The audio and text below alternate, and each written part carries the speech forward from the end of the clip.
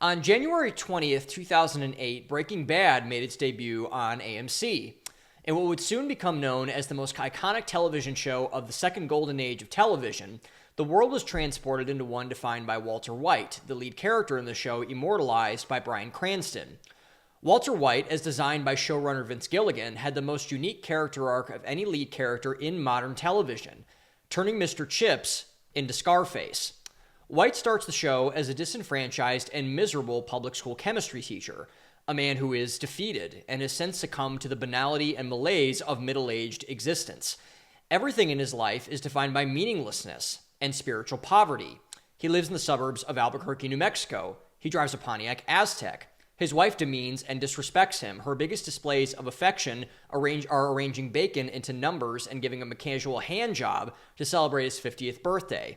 His teenage son has cerebral palsy, and their accidental daughter, tacking on more financial burden to their already strained family, is due in a few months. But none of these factors provide a greater insight into the inherent misery of Walter White than what truly eats at him more than anything else: his resentment. White, as it turns out, was one of the most genius chemists of the last decade. Every morning, as he pathetically pedals on a portable treadmill, he stares at certificates of achievement in his past life. White, too insecure about his then business partner and ex-girlfriend's wealth, sold his share of the company for a measly $5,000. His ex married their other business partner and, largely because of White's foolish trade, are now worth billions. In one of the show's most cringeworthy scenes of juxtaposition, he is almost forced to watch as his former friend opens birthday presents in front of him. He gets arranged bacon and a hand job, and his friend gets to act like a kid on Christmas, with people lining up to tell him how great he is. Walter White hates this. He stews over it. He hates that his students, being high school students, don't care about chemistry, the only thing he's been passionate about in his entire life.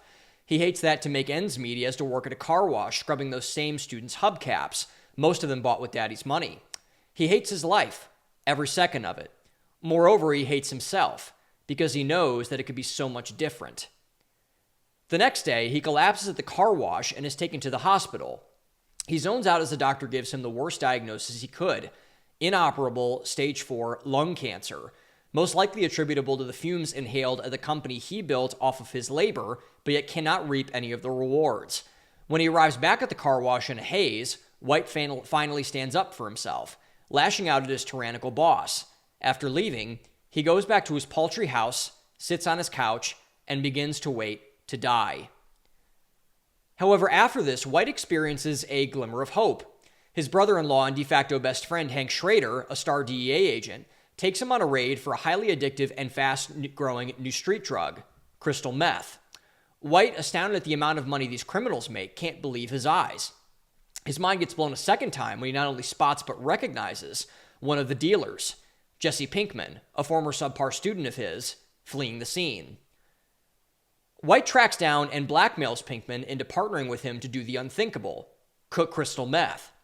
Pinkman, a degenerate and low-status criminal, knows the business. White, a genius yet gooberish civilian, knows the chemistry. White does this, in theory, for two reasons. The first is practical. He only has, at max, 2 years to live, and estimates that he needs $737,000 to ensure his family can survive after his death. But that reason is cope. An excuse, fraudulent. The real reason that White decides to cook crystal meth, the real reason why he decides to flip his entire life completely on its head and get into a dangerous and evolving drug game, is something he does not admit until minutes left in Breaking Bad's final episode: himself. Walter White doesn't care about his wife, or his children, or his legacy to them. He only cares about righting his perception of the wrongdoing that was done to him, of showing the world that he is worth something, that he can build something everlasting, iconic, immortal. The moment that decision is made, Gilligan's desired transformation from Mr. Chips into Scarface begins, and fast. Walter White, the most unassuming drug dealer you can imagine, quickly becomes a bloodthirsty and ruthless gang lord.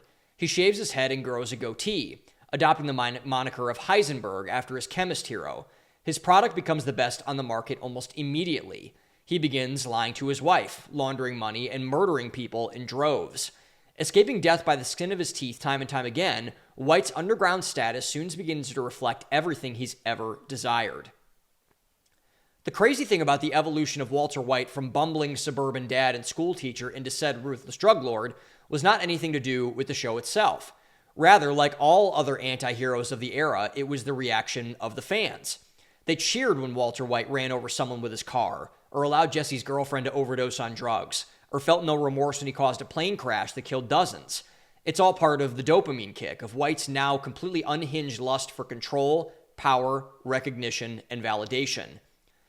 But as John Rambo said, you can only push people so far before you get backlash, before they show you who you really are. Most of the audience, myself included, thought of White as a tragic hero, a good man who simply did bad things. The two guys he ran down with the Aztec deserved it. Jesse's girlfriend was going to get him to relapse. He didn't crash the planes. It was simply a mentally weak air traffic controller who did so. He should have done what White did, and manned up. These were the excuses we made for Walter White for 4 seasons, forgiving his every move as long as his narcissism was validated. However, executed brilliantly by Cranston and Gilligan, this all flipped in an instant. In the finale of season 4, in ironically White's biggest moment of triumph, he declares that he has won. After White has dispatched all of his enemies, evading the most harrowing claim on his life, covered his tracks from his brother-in-law, who is now obsessed with finding quote-unquote Heisenberg, and made peace with Jesse, he now reigns as the biggest meth kingpin not only in the region, but potentially the world.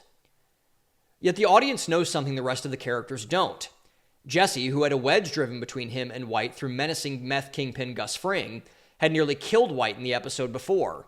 Plotting a plan to poison Fring with a tainted cigarette, Pinkman had horrifically discovered that his girlfriend's son had ingested the same poison after discovering the cigarette was missing. Pinkman, knowing White's true nature, hunted him down, accusing him of poisoning the child out of spite. White, pleading for his life, swears that he didn't. Jesse, after nearly putting a bullet through his partner's head, relents, conceding to the fact that it most likely was Fring's idea. Before Pinkman and White part ways in the finale, Jesse reveals to White that the child is fine, and that he ingested a tasty-looking berry called lily of the valley, which had a similar chemical composition to ricin, the poison they were going to use on Fring. White, simply relieved, and seemingly relieved, rather, rejoices with Jesse before departing. Yet horrifyingly, the last shot of the season is not White riding off into the sunset a victor. Instead, it is a shot of a potted plant in the easily known White backyard, one with the label conveniently still attached. Lily of the Valley. This was the final straw for so many people, and for me. Americans are a graceful and forgiving people. We love a comeback story, a second chance, and an underdog. Walter White was all of those things. So then why was this the line in the sand, the thing that told us that Walter White was now a bad person? There are certain moral lines that you cannot afford to cross. There are certain things that, when they are done by someone to someone, there is no going back, no opportunity for redemption, no mercy. One of those things is deliberately harming a child. We all know that at the most fundamental level, children are the most precious resource a society has. Anything that harms a child is, by definition, harmful to the broader culture.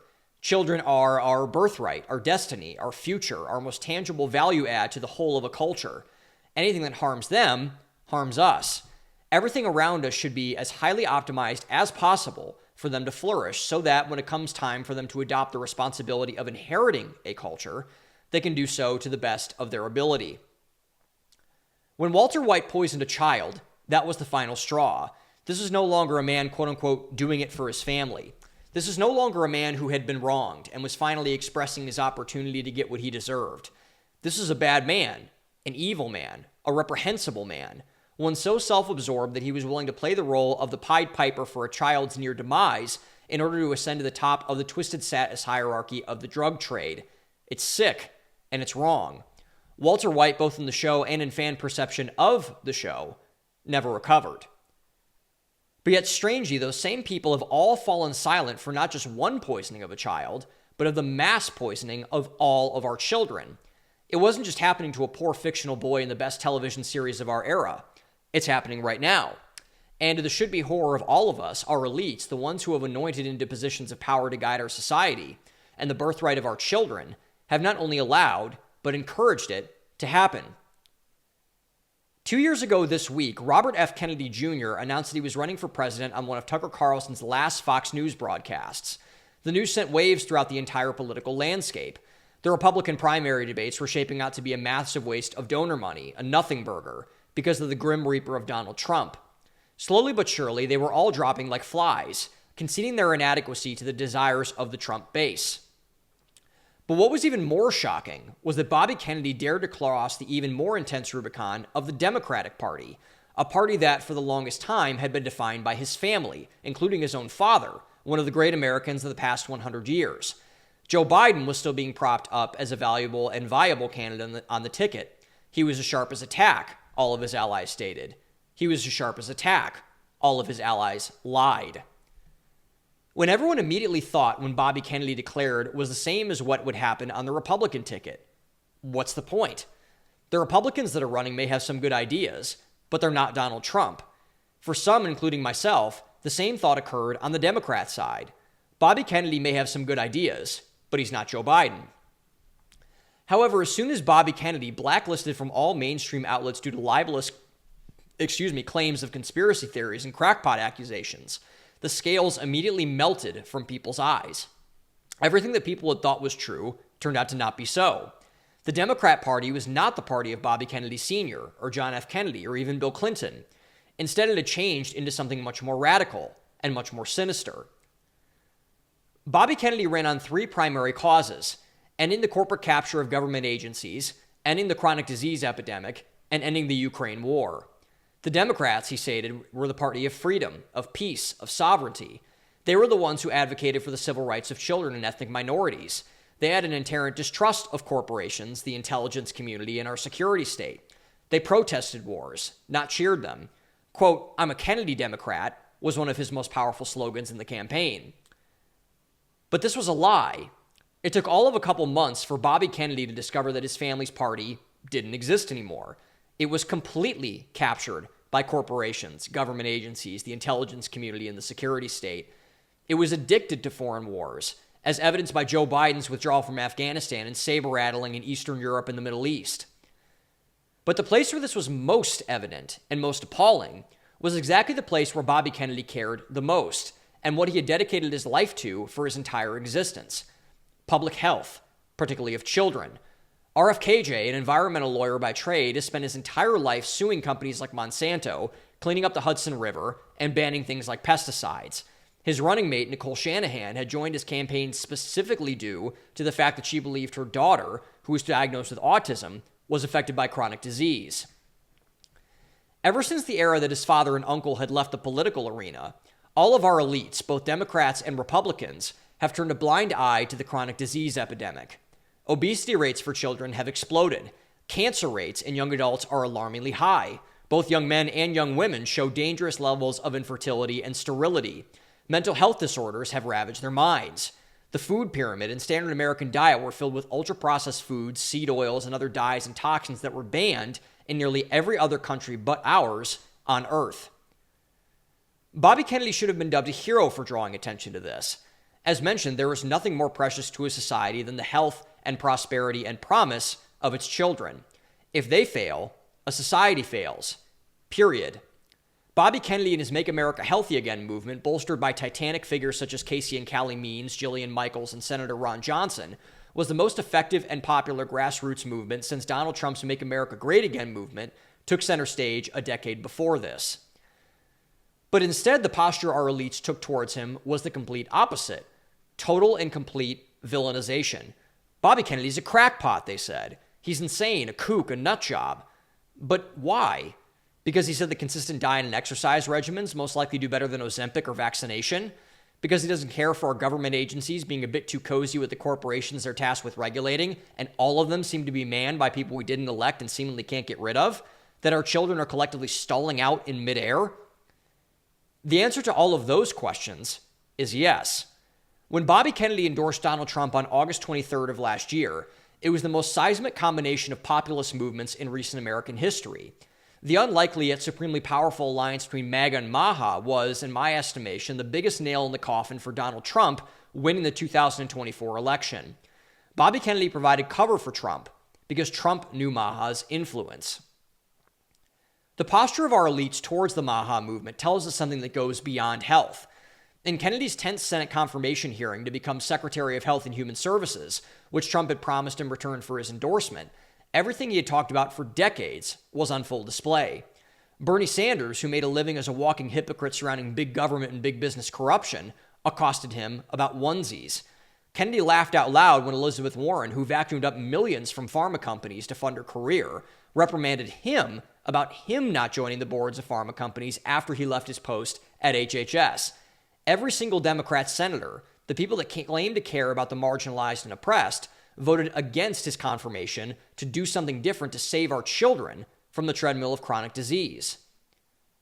Our elites on both sides of the political spectrum want our children to be sick in every way possible.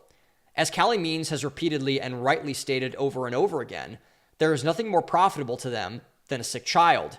Just as Walter White noticed, they're standing in the way of their dominance, their control, their power. Why not make them more sick? Why not milk that cow, squeeze that orange, and wring out that towel as much as you possibly can? And the people that do this, and there are a lot of them, by the way, are deranged, fanatical, and sick in their own right. They have damaged Americans, particularly young Americans, at the most foundational level in pursuit of profit and power. To analyze why they hate Bobby Kennedy and the Maha movement to the degree that they do, you need to analyze who they truly hate more. Anything that gets in their way, including the sacrifice of our children. A dark reality indeed, but the reality nonetheless.